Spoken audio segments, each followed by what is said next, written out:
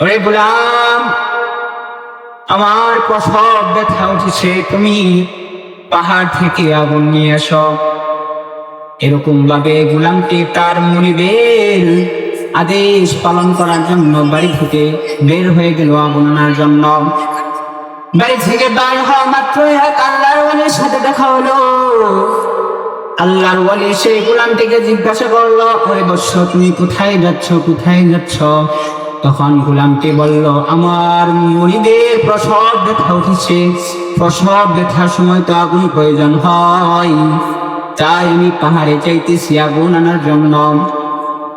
তখন সেই আল্লাহর ওয়ালি সেই গোলামটিকে একটি কথা বলল, আরে বৎস, তোমাকে আমি কিছু ভবিষ্যৎবাণী শুনিয়ে যাই, তুমি কি শুনতে রাজি আছো কিনা? তখন গোলামটি বলল, হ্যাঁ হ্যাঁ বলেন, আপনি কি ভবিষ্যৎবাণী করবেন, কি ভবিষ্যৎবাণী শোনাবেন বলেন, আমি শুনতে রাজি আছি। তখন সেই আল্লাহর ওয়ালি বলতে লাগলো, ওরে বৎস, শুনে রাখো, তুমি যার জন্য আগুন আনতে যাইতেছ তার গর্ভ থেকে একটি সুন্দরী কন্যা সন্তান জন্ম নেবে। যে কন্যা সন্তানটা এরকম ভাবে বড় হইয়া 100 পর পুরুষের সাথে জেনালি বিচারে লিপ্ত হবে এবং তার মৃত্যু হবে একটা ছোট্ট মাকড়সার কারণে। এই কথা শোনার পর গোলামটির মাথায় রাগ উঠে গেল। এরকম ভাবে ওই সময় ঘর থেকে কান্নার আওয়াজ আসলো, ছোট্ট শিশুর কান্নার আওয়াজ আসলো। তখন আল্লাহর ওয়ালি বলল, এই যে বাচ্চা প্রসব হয়ে গেছে, মনে হয়তো এরকম ভাবে জন্ম নিয়ে গেছে সেই কন্যা সন্তানটা। তখন সে গোলামটা পাহাড়ে না যাইয়া এরকম ভাবে ঘরের ভিতরে চলে গেল। ঘরের ভিতরে যা দেখে তার মনির বেহুশ অবস্থায় পড়ে আছে, পাশে একটা সুন্দরী কন্যা সন্তান জন্ম নিছে। সুন্দরী কন্যা সন্তানটাকে দেখে তার রাগ তো আরো বেশি উঠে গেল। এরকম ভাবে আল্লাহর ওয়ালি সেই ভবিষ্যৎবাণীর কথা মাথায় রেখে সেই ছোট্ট শিশুটার প্রতি তার রাগ উঠে গেল। এক পর্যায়ে সে এরকম ভাবে এমন রাগ উঠলো যে তার খঞ্জরটা ধীর করে ছোট্ট শিশুর পেটের মধ্যে এরকম ভাবে মেরে দেয়। মেরে দেওয়ার পর তার খেয়াল হয়, এখন যদি আমাকে সমাজের লোক এরকম ভাবে আমাকে যদি কেউ জিজ্ঞাসা করে এই ছোট্ট শিশুটাকে ছুরি মারার কারণ কি, তখন আমি কি বলবো? আমার কাছে তো কিছু বলার, আমার কাছে তো ওটার জবাব দেওয়ার মতো কোনো কথা নেই। এই জন্য তার প্রমাণ অর্থাৎ সেই আল্লাহর ওলিকে খোঁজার জন্য বের হয়ে গেল। এরকম ভাবে আল্লাহর ওলিকে খুঁজতে থাকলো।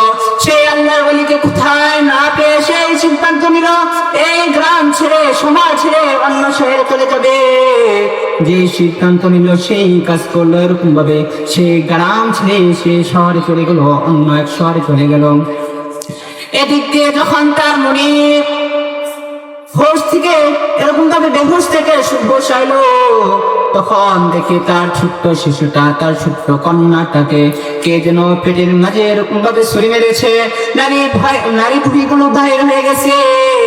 তখন কার ভিতরে এরকম ভাবে বড় বড় ডাক্তার ছিল না, তাই সে তার মানে ওই মহিলাটা এরকম ভাবে সুই সুতা নিয়ে নারী ভুঁড়িগুলো পেটের ভিতরে ঢুকে এরকম ভাবে সেলাই করে দিল। আল্লাহর রহমতে সেই কন্যা সন্তানটা বেঁচে গেল। এরকম ভাবে সেই গোলাম অন্যদিকে ওই গোলামটি অন্য শহরে গিয়ে ব্যবসা বাণিজ্য করে অনেক ধনত্ববান হলো, অনেক ধন সম্পদের মালিক হলো। ধন সম্পদের মালিক হওয়ার পর তার বাড়িতে এরকম ভাবে খবর দিল যে তার জন্য পাত্রী দেখা হোক, সে বিবাহ করবে। এরকম ভাবে তাদের এলাকার যে সবচেয়ে সুন্দরী কন্যা, সবচেয়ে সুন্দর কন্যা তাকে যেন তার জন্য প্রস্তুত করা হয়। এরকম ভাবে তার বাড়ি থেকে তাদের এলাকার সবচেয়ে সুন্দরী কন্যাটাই তার জন্য প্রস্তুত করা হলো। এক সময় তাদের বিয়ে হয়ে গেল। বাসর রাতে গিয়েছে, ঘুমাচ্ছে, হঠাৎ করে তার স্বামীর চোখ পড়লো তার স্ত্রীর পেটের মাঝে যেন একটা কাটা দাগটা দেখে তার স্ত্রীকে জাগ্রত করলো এবং বলল, ও আমার স্ত্রী, তোমার পেটের মাঝে একটা কাটা দাগ দেখতে পাচ্ছি, সেই দাগটা কিসের দাগ? এরকম ভাবে তার স্ত্রী বলল, আমি যখন আমার মায়ের গর্ভ থেকে এরকম ভাবে আমাদের একটা গোলাম ছিল, সেই গোলামটা আমাকে পেটের মাঝে খাঞ্জার মেরে পালন করে, এই জন্যই সেই কাকার ডাকটাই হলো আপনি যেটা দেখতে পাচ্ছেন। তখন তার স্বামী তো বুঝে গেল তাদের বাড়িতে যে গোলামটি ছিল সেটা তো সে নিজেই ছিল। তখন সে বলে দিল, তোমাদের বাড়িতে যে গোলামটি ছিল তুমি কি জানো, তাকে চিনো? তখন তার স্ত্রী বলল, না না, আমি তাকে চিনি না। তখন তার স্বামী বলে দিল, তোমাদের বাড়িতে যে গোলামটি ছিল সেই গোলামটি হলাম আমি। তখন তার স্ত্রী স্বামীকে ডেকে বলল, আমার স্বামী, আপনি যদি সেই গোলাম হয়ে থাকেন তাহলে বলেন আপনি কেন কেন আমার পেটের মাঝে এরকম করে ছুরি মেরে পালন করেছিলেন? তখন তার স্বামী ডেকে বলল, আমার স্ত্রী, শুনো শুনো, আমি তোমার মা যখন এরকম ভাবে প্রসব ব্যথায় ভুগছিল, আমাকে আগুন আনার জন্য পাহাড়ে যাইতে বলছিল। আমি আগুন আনার জন্য বাহির হই, তখন এক আল্লাহর ওলির সাথে দেখা হয়। সেই আল্লাহর ওলি আমাকে কিছু ভবিষ্যৎবাণী শোনাইছিল।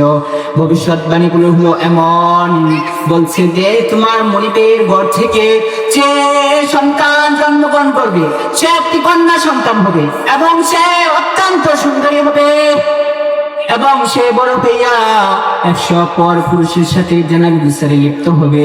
তখন আমি এই কথা শুনে আমার রাতকে কন্ট্রোল করতে পারি নাই, এই জন্য তোমার পেটের মাঝে আমি ছুরি মেরেছিলাম।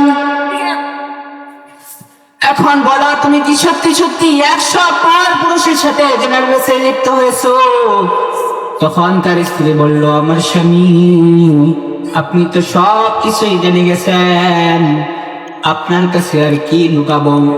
হ্যাঁ, আমি 100 পর পুরুষের সাথে জেনারেল বিচারে লিপ্ত হয়েছি।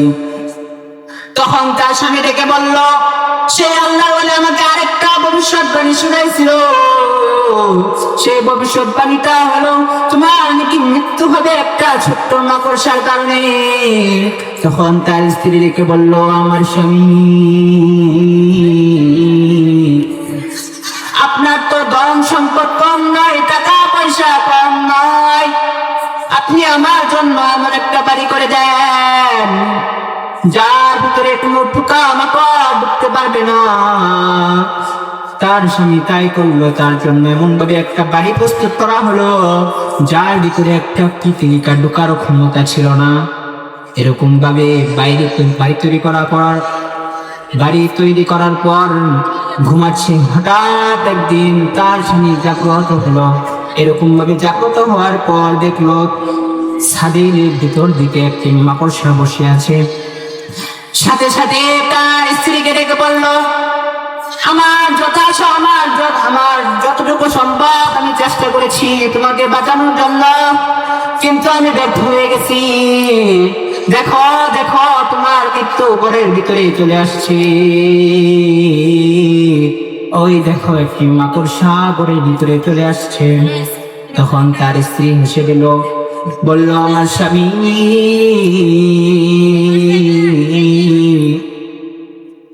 আপনি নাকি বলতেছেন এই একটা ছোট্ট মাকড়সার কারণে আমার মৃত্যু হবে? এরকম ভাবে কথা বলে একটা ঝাড়ু হাতে নিল এবং মাকড়সাটাকে বাড়িয়ে নিচে ফেলে দিল। মাকড়সার উপর আঘাত করতে লাগলো আর বলতে লাগলো, আপনি নাকি বলেন এই ছোট্ট একটা মাকড়সার কারণে আমার মৃত্যু হবে? দেখেন দেখেন মাকড়সার কি অবস্থা করেছি, দেখেন। এই কথা বলতেছিল আর মাকড়সার উপরে ঝাড়ু দিয়ে আঘাত করতেছিল। এক পর্যায়ে তার শরীরে এরকম ভাবে এমন জুস হয়ে যায়, তার স্বামীকে দেখানোর জন্য এরকম ভাবে ঝাড়ু দিয়ে তো আঘাত করতেছিল। ঝাড়ু ফেলে দিয়ে পায়ের গোড়ালি দিয়ে মাকড়সার উপর আঘাত করতে লাগলো। কিতাবের মধ্যে পাওয়া যায়, মহিলাটি যখন পায়ের গোড়ালি দিয়ে মাকড়সার উপরে আঘাত করতেছিল, তখন মাকড়সার ছোট্ট বিষ কাটা তার পায়ের গোড়ালির মধ্যে ঢুকে যায়।